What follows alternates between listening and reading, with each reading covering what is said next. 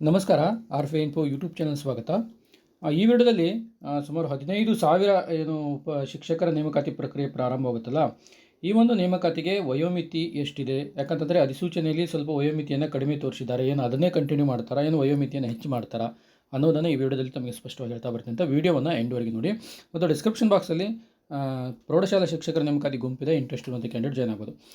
ಆದಮೇಲೆ ತಮಗೆಲ್ಲ ಗೊತ್ತಿರುವ ಹಾಗೆ 14/7/2026ಕ್ಕೆ ಸಂಬಂಧಪಟ್ಟಂತೆ ಅಧಿಸೂಚನೆಯನ್ನು ಕೊಟ್ಟಿದ್ದಾರೆ. ಶಿಕ್ಷಕರ ನೇಮಕಾತಿಗೆ ಸಂಬಂಧಪಟ್ಟಂತೆ ಅದು PSTR ಆಗಿರ್ಬೋದು, HSTR ಆಗಿರ್ಬೋದು, GPSTR ಆಗಿರ್ಬೋದು ಮತ್ತು ಶಿಕ್ಷಕರ ನೇಮಕಾತಿಗೆ ಸಂಬಂಧಪಟ್ಟಂತೆ ಸುಮಾರು 15,000 ಹುದ್ದೆಗಳನ್ನು ನಾವು ತುಂಬ್ತೀವಿ. ಎಲ್ಲ ಸಿಲೆಬಸ್ ಕೊಟ್ಟಿದ್ದಾರೆ, ಎಲ್ಲವನ್ನು ಡೀಟೇಲ್ ಆಗಿ ಕೊಟ್ಟಿದ್ದಾರೆ. ಅದರಲ್ಲಿ ವಯೋಮಿತಿ ಕುರಿತು ಒಂದು ಮಾಹಿತಿ ಇದೆ, ಅದು ಇಲ್ಲಿ ನೋಡ್ಬೋದು. ಮೊದಲೆಲ್ಲ ವಯೋಮಿತಿ ಯಾವ ರೀತಿ ಇತ್ತು, ಈಗ ಏನು ಮಾಡಿದ್ದಾರೆ, ಏನು ಮುಂದೆ ಹೆಚ್ಚು ಮಾಡ್ತಾರಾ ಅನ್ನೋದನ್ನು ನೋಡುವ.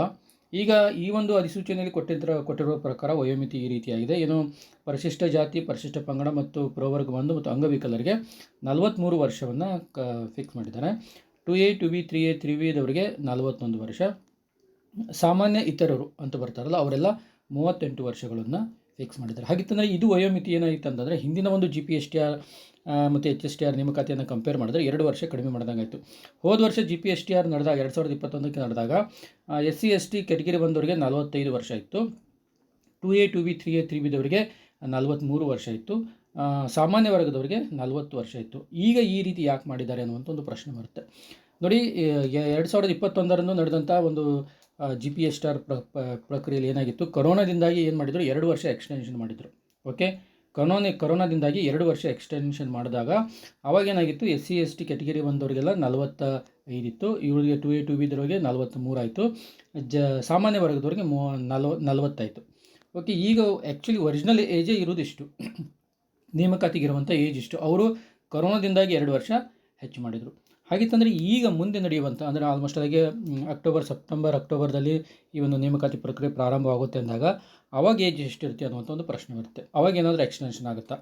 ಅವಾಗ ನೋಡ್ತಾ ಬರೋದಾಗಿತ್ತು ಅಂತಂದರೆ ತಮಗೆಲ್ಲ ಗೊತ್ತಿದೆ, ಇಲ್ಲಿ ಒಂದು ಏನು ಅಂತಂದರೆ ಇಲ್ಲಿದೆ ನೋಡಿ, ನೇಮಕಾತಿಗೆ 5 ವರ್ಷ ವಯೋಮಿತಿ ಸಡಿಲಿಕೆ ಅಂತ ತಮ್ಮ ಒಂದು ಈ ಸರ್ಕಾರದವರು ಸೂಚನೆಯನ್ನು ಕೊಟ್ಟಿದ್ದರು. ಯಾಕಂತಂದರೆ ಒಳ ಮೀಸಲಾತಿ ಒಂದು ವಿಳಂಬವಾಗಿರುವ ಕಾರಣದಿಂದಾಗಿ 5 ವರ್ಷ ನಾವೇನು ಮಾಡ್ತೀವಿ, ಸಡಿಲಿಕೆಯನ್ನು ಕೊಡ್ತೀವಿ ಅಂತ ಹೇಳಿದ್ದಾರೆ.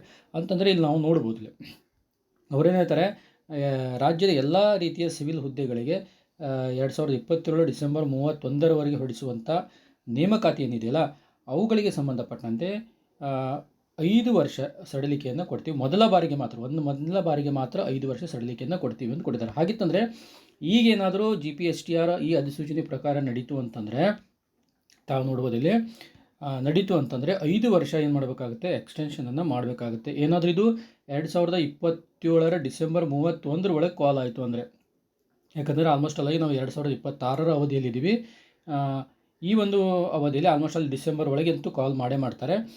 ಹೀಗಾಗಿ ಆವಾಗ ಏನಾಗುತ್ತೆ, 5 ವರ್ಷ ಎಕ್ಸ್ಟೆನ್ಷನ್ ಆಗುತ್ತೆ. 5 ವರ್ಷ ಎಕ್ಸ್ಟೆನ್ಷನ್ ಅಂದರೆ ಎಷ್ಟು ವಯೋಮಿತಿ ಆಗುತ್ತೆ ಅಂತಂದರೆ, 43ಕ್ಕೆ 5 ಸೇರಿಸ್ತಾರೆ, 41ಕ್ಕೆ 5 ಸೇರಿಸ್ತಾರೆ, 38ಕ್ಕೆ 5 ಸೇರಿಸ್ತಾರೆ. ಅಂದರೆ ಆಲ್ಮೋಸ್ಟ್ ಆಗಿ ಏನು ನಿಯರ್ 50 ವರ್ಷ. SC ST ಕೆಟಗಿರಿ ಒಂದವರಿಗೆ ಎಷ್ಟಾಗುತ್ತೆ, 48 ವರ್ಷ ಆಗುತ್ತೆ. 2A 2B 3A 3B ದವರಿಗೆ ಎಷ್ಟಾಗುತ್ತೆ, 46 ವರ್ಷ ಆಗುತ್ತೆ. ಜನರಲ್ ಮೆರಿಟ್ನವ್ರಿಗೆ ಏನಾಗುತ್ತೆ, 43 ವರ್ಷ ಆಗುತ್ತೆ. ಅಂದರೆ ಇಷ್ಟು ಏಜಲ್ಲಿ ಅವ್ರೇನು ಮಾಡ್ತಾರೆ, ಕಾಲ್ ಫಾರ್ಮನ್ನು ಮಾಡ್ತಾರೆ. ಒಂದು ಬಾರಿಗೆ ಮಾತ್ರ, ಫಸ್ಟ್ ಟೈಮ್ ಮಾತ್ರ. ಈ ನೆಕ್ಸ್ಟ್ 2026ಕ್ಕೆ ಕಾಲ್ ಮಾಡಿದಾಗ ಈಟ ಇರ್ತದೆ. ಇನ್ನೊಂದು 2027ಕ್ಕೆ ಮತ್ತೆ ಕಾಲ್ ಮಾಡಿದರೆ ಇದೇ ನೇಮಕಾತಿಯಲ್ಲಿ ಪ್ರಾರಂಭ ವಯೋಮಿತಿ ಇರ್ತದೆ. ಯಾಕಂತಂದರೆ ಮೊದಲ ಬಾರಿಗೆ ಮಾತ್ರ ಅವ್ರು ಏನು ಮಾಡ್ತಾರೆ, ಒಳ ಮೀಸಲಾತಿ ಜಾರಿ ಬಂದ ಏನು ನಡೀತದಲ್ಲ, ಆ ಪ್ರಕ್ರಿಯೆ ನಡೀತದಲ್ಲ, ಅದು ಮೊದಲ ಬಾರಿಗೆ ಮಾತ್ರ ಅವ್ರು ಏನು ಮಾಡ್ತಾರೆ, 5 ವರ್ಷ ವಯೋಮಿತಿಯನ್ನು ಸಡಿಲಿಕೆಗೊಳಿಸ್ತೀವಿ ಅಂತ ಹೇಳಿದರು. ಹೀಗಾಗಿ ಯಾರೂ ಬೇಜಾರು ಪಡುವಂಥದ್ದು, ಭಾಳಷ್ಟು ಜನ ಕಮೆಂಟ್ ಮಾಡಿದರು, ಸರ್ ಏಜ್ ಕಡಿಮೆ ಆಯಿತು ಅಂತೇಳಿ. ಏಜ್ ಕಡಿಮೆ ಆಗಿಲ್ಲ, ಇದು ಮೊದಲೇ ಇರುವಂಥ ಏಜು. ಕೊರೋನಾದಿಂದಾಗಿ 2 ವರ್ಷ ಕೊಟ್ಟಿದ್ದರು, ಒಳ ಮೀಸಲಾತಿಯಿಂದ 5 ವರ್ಷ ಎಕ್ಸ್ಟೆನ್ಷನ್ ಮಾಡಿದ್ದಾರೆ. ಓಕೆ, ಈ ರೀತಿಯಾದಂಥ ಏಜ್ ಇರ್ತದೆ. ಮತ್ತು ಡಿಸ್ಕ್ರಿಪ್ಷನ್ ಬಾಕ್ಸಲ್ಲಿ ಪ್ರೌಢಶಾಲಾ ಶಿಕ್ಷಕರ ನೇಮಕಾತಿ ಗುಂಪಿದೆ, ಇಂಟ್ರೆಸ್ಟ್ ಇರುವಂಥ ಕ್ಯಾಂಡಿಡೇಟು ಜಾಯ್ನ್ ಆಗ್ಬೋದು. Okay, thank you.